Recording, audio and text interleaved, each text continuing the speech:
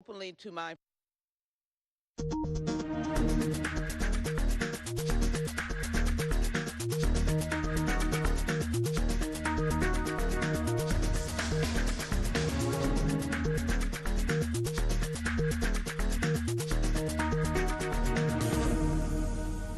Hello and welcome to Shaka Extra Time. I am Paul Ndiho. Joining me on set is Shaka Sal himself, aka the Kabale Kid.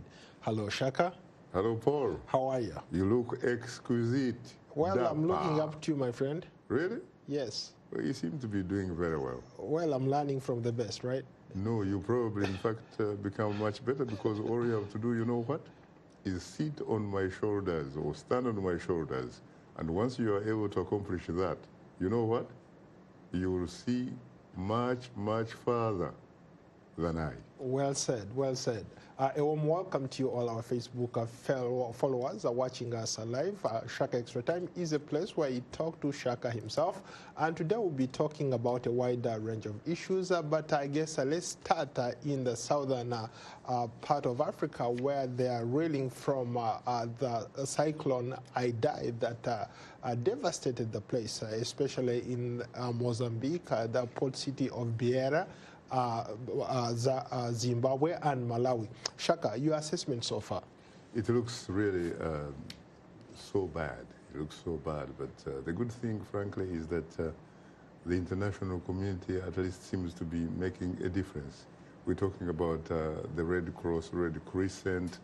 We're talking about the United Nations, agencies and what have you. They seem to have stepped in, and probably they could actually make a difference. And I think that the governments also seem to be cooperating, but the governments also should, really be able to, for example, deploy their military and all that kind of stuff so that they can actually go and, rescue people, assure people, provide some service deliveries and all that kind of stuff. And we know that there are now a lot of diseases, in fact, that, have sort of surfaced. We're talking about some airborne diseases. Like cholera. We're talking about cholera. Malaria is also reported, in fact, to be pretty much around. So the international community needs really to come out very, very aggressively. The death toll from the entire, I think the entire region so far, they're talking about over 750 people have died as a result. Hundreds of thousands are displaced. And the whole thing, you're talking about maybe close to 2 million people affected by this cyclone. That's huge. As a matter of fact, when you look at the number of people who are actually being said to be affected, they seem to be much larger than the population of Luxembourg in the center of Europe. Earlier you talked about the governments, the local governments, they are taking responsibility for some of what's going on. And we've seen them in action. Could this be like something that other countries can draw from? Well, it's not only that something other countries could draw from, but Paul, I am seeing a lot of criticism, in fact. Some criticism perhaps might be a fair statement, that some of these governments seem to be behaving in a manner that has variously been characterized as actually being socially insensitive. In fact, socially, culturally, politically insensitive to their own people. They need to get out and figure out a way of making sure that they hold each other's back. After all, if you're a government, honestly, what is the justification for you being in power? You have to be in charge of the store. You have to be there for those people that are needing help. You have to provide service delivery. You have to be, in a sense, you have to provide the kind of fundamental security that is required of any society. And first and foremost, the reason why countries have governments is precisely because that particular institution is expected to provide security, is expected to reassure people, to protect people, and is expected to, in a sense, to be there when people need it. We're talking, in fact, about the cyclone. We also can talk about, for example, like drought in Kenya, especially in Turkana country. And I'm sure that if it's Turkana country, it probably also means that you're talking about the Karamojong in Uganda, the north, eastern part of Uganda. I'm sure is also being affected. And I'm seeing some of the reports coming out of Kenya. It doesn't look good because the government, frankly, doesn't seem to have stepped up. It needs to really step up. It needs to demonstrate the capacity of providing security. It needs to be seen, not in the manner in which it is being seen right now or being perceived as an institution, frankly, that is sort of faceless, a sort of capitalism that Tanzania's founding president, Mwalimu Kambarage Julius Nyerere, used to talk about a capitalism with no human face. We do know that there is some reasonably good capitalism in Kenya, but it should have a sort of face. It should step up and make sure that it is not seen to be behaving in a manner that is socially, is culturally, is economically, is politically insensitive to its people. I am told, for example, that when people come from the areas or the neighborhoods of the Turkana part of Kenya, sometimes, in fact, when they are going to Nairobi and what have you, they actually say that they are actually going to Kenya, meaning that they actually feel very peripheral. They don't feel like they are part of what is going on. I think that the government should step up to the plate, provide the fundamentals. We're talking about water here. And you're talking about societies that basically live or pretty much, they are nomads. They are nomads. They are pastoralists. They live off the cows, sheep, goats, and stuff like that. And when there is no water, and what have you, That's can imagine the livelihood. Yeah. Let me push back a little bit. Let's go back to the cyclone in Mozambique, Zimbabwe, and Malawi. Shaka, these are natural disasters. I don't know what the government could have done to prevent something like this. You asked that question last time. You keep asking that question, and I really don't know why. Because let's face it, there is such a thing as the early warning system. This is not the first time these things are happening, Paul. These things have happened several times before. As a matter of fact, I recall in the 2000s, there was simply too much cyclone, too much flooding in a country called Mozambique. The last time I checked, if it wasn't for South Africa providing its air force, its military, and what have you, to provide help on the international community, we probably would not have a country today known as Mozambique.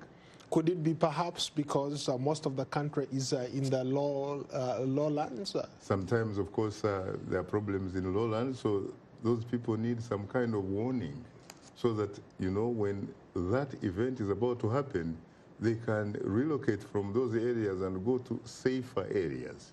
And then governments also, frankly, need to be in a position where they can provide some fundamentals. We're talking about water, H2O. I was not a particularly good student in science, but I know that water is pretty much equivalent to H2O.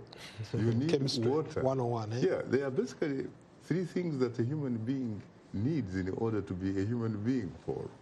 The last time I checked, you need water when you are thirsty. You need food when you're hungry. And you need oxygen, my friend, in order to breathe. Somebody is asking about the nomadic tribes that you talked about. Let's go to Nambililwa, Mona Amna. Governments have totally forgotten about the nomadic societies in the Rift Valley regions. So going back to the point you made earlier, in this particular case, governments really are limited because how do you even control people who are constantly moving? How do you address their challenges? No, you're right. You raise a very, very, very important issue, Paul. But let's face it, the circumstances might be difficult. The question is, is it impossible? No, it is doable. For example, they should have water storages, really. They should have food security ready to step in just in case these circumstances, kind of like, provide their ugly side. And you have a military. You have a military, for example, which could actually be mobilized and be deployed in order to make a difference in those particular areas. But speaking of the military, if you're dealing with nomadic situations, people who are pastoralists, in most cases those guys have guns. If you bring in the military, that's like almost a war, going to war with these guys. It depends how you go about these things. By the way, they tried it in Uganda. Paul, they tried to disarm the Karamojong in Uganda, and yes, but again, it depends. If somebody is hungry and you are bringing food, if somebody is thirsty and you're bringing water, I don't think this person, frankly, has any interest in preventing you to do it, because it is in that individual's best interest to have unfettered access to the things that make it possible for that particular individual to survive. And then again, when you talk about the pastoralists and what have you, these people, first of all, they are very, very smart. They are very, very brave. They are very, very flexible, because they are the type of people who do not live in one particular place. They normally move following water, following grass, and what have you. And so they are people who are in a position, if they see help coming and what have you, they recognize it, and I'm sure they respect it. Speaking about survival, let's talk about young educated Africans who are also looking for survival. They are fleeing their countries despite the fact that a lot of African economies have had, over the last 2 decades, have been having some significant gains. And we are talking about a report released today by Afrobarometer, a non-partisan African research network that really looks at about 35 countries, released a report saying that a lot of young people are fleeing the continent looking for greener pastures outside of the continent, especially going to Europe, coming to North America. Your thoughts on that? It is very unfortunate, because part of the reasons, of course, is that you have to look at what is called forces that push and forces that pull. When you talk about young people trying to access Europe for greener pastures and what have you, and some of them, in fact, doing the dying in the Mediterranean Sea, it is because somehow there is what people have been talking about, the leadership deficit as far as the continent is concerned. Mind you, a lot of people may not know, both in Africa and outside Africa, that Africans are not poor because Africa is poor. On the contrary, Africa is perhaps, arguably, one of the richest continents on this planet Earth.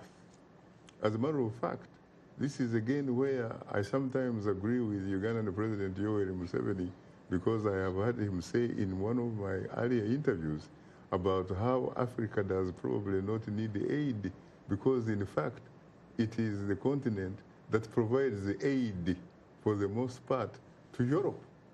And you can see it reflected in terms of, for example, minerals. You're talking about copper, cobalt from the Democratic Republic of Congo, from Zambia, and from other places. These are some of the countries providing those types of resources in tandem with those other countries which are providing oil, for example, like Nigeria, like Angola, like Gabon, like several other countries that have helped a country like China, for example, to actually become the second most important country economically in the world in no time, because China does not have those types of resources. And yet, China is now becoming a superpower. Guess what? At the expense of Africa. So where is the African leadership really to harness the kind of resources that it has for the benefit of its people? I think part of the problem is that we have a continent, for example, in terms of land, in terms of fertility, in terms of how the land, for example, is so arable to the extent that, in fact, it could be converted into a sort of bread basket. I went to school at UCLA, the University of California, Los Angeles, and I used to drive by San Joaquin Valley. San Joaquin Valley is a food basket in California, not only for California, but probably for the world. We used to study about that particular place when we were studying geography in high school and what have you when I was in Uganda. But when you look at San Joaquin Valley, you see a lot of sand around there. So you can imagine what technology has done in terms of recovering the arable part of the land, that it has actually been transformed into a bread basket of sorts. And so I think Africa does a problem on not having leaders really that could step up to the plate, mobilize, organize, harness resources, and make sure that these resources benefit, for the most part, the people of Africa. That's the reason why young people are running away from Africa. They shouldn't be running away. Speaking about Africa, somebody is calling you out here. He says that you don't have a moral authority to speak about African issues. Let's go to Jonah Gasana Jr. from Uganda. Wonders why, Shaka, you live in the United States of America. He says you have no impact on African politics. Why should anybody ask you anything about Africa? Why can't you focus on American politics rather than African politics? You know, it is very interesting that Mr. Gasanani is saying what you just said, because in fact, if I did not have an impact, to be very honest with you, he probably wouldn't have wasted his time, his valuable time, taken advantage of the fact that we are now on Shaka, etc. time, so that he is able to ask that particular question. And I think that he asked the question precisely because I have an impact. And I have to have a moral obligation, in fact have an inalienable right, a birthright, to be concerned, to worry, and to think about what happens to Africa, because what happens to Africa happens to Shaka Sali and other millions and perhaps a billion people on the African continent. I am a kid who was born from a place called Kabale, southwestern Uganda. I am from Africa. I am an African, no matter, in fact, where I live. And by the way, the responsibility even for being concerned about Africa should not be limited simply to people who live on the African continent or people who were born there. Because I remember a great American, a man who sometimes is referred to as the American conscience, the Reverend Dr. Martin Luther King Jr., at one time talked about how injustice anywhere is injustice everywhere. When you are talking about justice and injustice and what have you, you are not talking about ghettos here, slums and what have you. You cannot ghettoize injustice. You cannot put injustice in slum. That is a universal value. Everybody is affected. The world is connected. And by the way, the last time I checked, most of Africa, if not all, most of Africa, with the exception perhaps of Ethiopia, was actually colonized by European powers. And guess where, in fact, the movement for the decolonization of Africa began?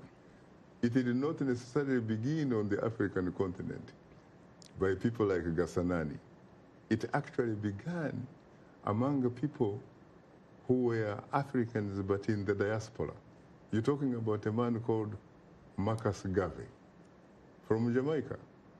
but actually who made his name fighting against racism and social political injustice in Harlem, up Manhattan. George Padmore. George Padmore, another man from the island, William Sylvester Williams, I'm told. And then you're talking about Dr. W.E.B. Du Bois, a man who got a PhD in sociology from Harvard, by the way, in 18-something. Can you imagine somebody getting a PhD at that I visited the Du Bois Center in Accra. Yeah, you Ghana. did? Yes. Yeah, you saw where they buried him and his wife. Right. And this was a man, in fact, including, you can also talk about people like Paul Robeson, who was a legally trained mind. He had a degree from Columbia University in law. He was a great American footballer from Rutgers University in New Jersey. He was a great actor, but he couldn't practice his craft in the time of Jim Crow in the United States. He ended up in the United Kingdom. And guess what? He ended up hanging out with people like Nandi Azikiwe of Nigeria, the man who became Nigeria's first president, and a man who was arguably one of the first few people to get PhDs from Nigeria and from Africa for that matter. People like the Osajefo, the Redeemer, the kid from Nkroful, Dr. Kwame Nkrumah, people like the great Jomo Kenyatta of Kenya. Those were some of the people that these guys actually became mentors and said, you know what, you need to be decolonized. You need to have freedom to be in charge of your affairs. So when he talks about freedom, you do not worry about where the message is coming from. I am definitely concerned about Africa, not only because I'm an African, but because I am a human being. There was a French philosopher who was called Descartes, who actually said, I think, therefore I am. And that was part of the reason why slavery, in fact, was ended. Because Africans finally were seen to be human beings. Let's move along, like Shaka. Let's move along. That young person, whoever it is, he should know that when we talk about things that are happening in Africa and are not so good, it's not because we hate Africa. No. It's because we love Africa and we love ourselves. And I'm talking about humanity. Let's go to another comment. Kingdom Theodore. Do you think Africans hate themselves because leaders have made them think that they hate themselves? I don't think that Africans really hate themselves. It is simply that either they do not have the kind of tools that they really need to have and must have in order to walk their way to the club of freedom. Because at the end of the day, Africa is endowed with almost everything you can think about. To tell you the truth, Paul, there is no need why an African kid should not have a guarantee of 3 meals a day. There is no need why Africa should be crying for things that are surely abundant almost everywhere. I think what Africa needs is good leadership. It needs leadership that is made up of men and women with character, with integrity. It's not just about degrees.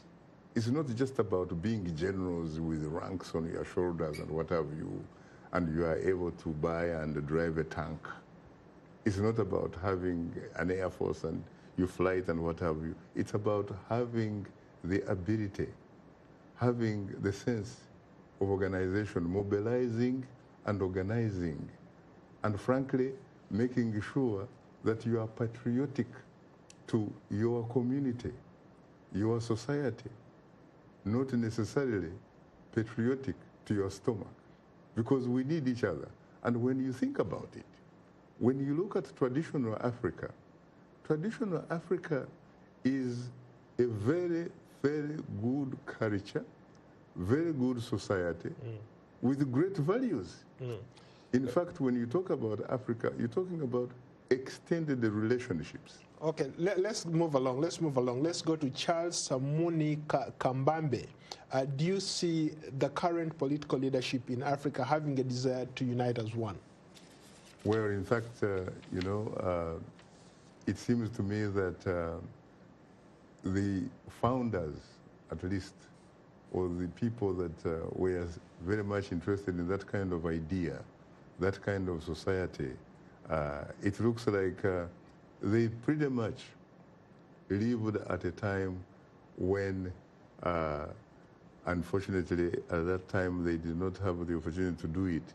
But if you know, when you think about people like Kwame Nkrumah, for example, when you think about people like Sekou Touré of Guinea-Conakry, you think about Kano Gamara Abdel Nasser of Egypt, you think about Mwalimu Julius Kambarage Nyerere of Tanzania, you think about my friend, the Zambian founding president, Dr. Kenneth David Kaunda.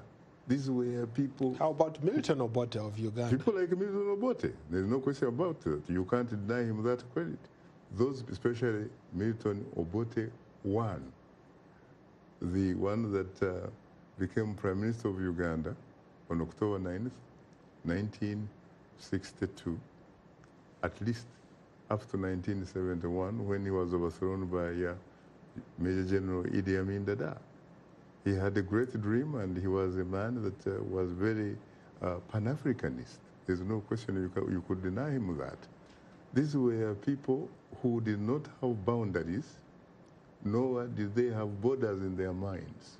What they thought about was Africa. It was a successful Africa. It was an Africa that would accommodate all Africans.